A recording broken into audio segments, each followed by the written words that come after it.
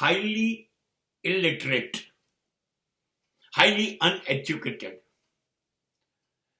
My mother is. So what? My mother is my ultimate and my first university of my life. મારી માં સાવ અભણ હોય, અજ્ઞાની હોય, મને બહુ જ માન છે એના માટે, મને પ્રેમ પણ છે. એટલે કારણ કે મારી માં એ મારું પ્રથમ વિશ્વવિદ્યાલય છે.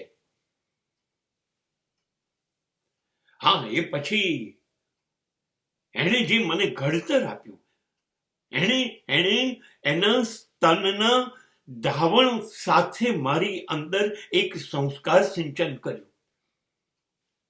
અને ત્યાર પછી એણે મને કોળિયા કરીને ખવડાવ્યું.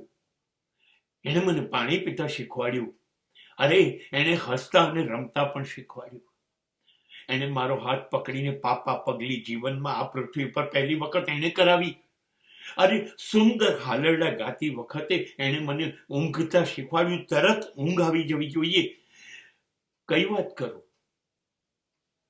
પહેલો શબ્દ જ્યારે મેં માં કે પિતાજી, બાપ, પપ્પા બોલ્યો ને, ત્યારે એની છાતી ફૂલાઈ ગઈ હતી. મારું બાળક બોલ્યું, મારું બાળક ચાલ્યું, મારા બાળકે આજે પ્રથમ કોળિયો ખાધો. આ બધી આનંદની ઘટના હતી. હવે એની ઉપર કદાચ સ્કૂલ, કોલેજો કે વિદ્યાલયોએ કંઈ ઉમેર્યું હોય તો એ માહિતી છે, જે મારું પેટિયું રહેવાનું એ માટેની માહિતી છે, જ્ઞાન નથી. જ્ઞાન મને મળ્યું મારી મા તરફથી. અને માટે મારા માટે સૌથી પહેલું વિદ્યાલય, the biggest and ultimate university is my mother, and I have a lot of respect for that.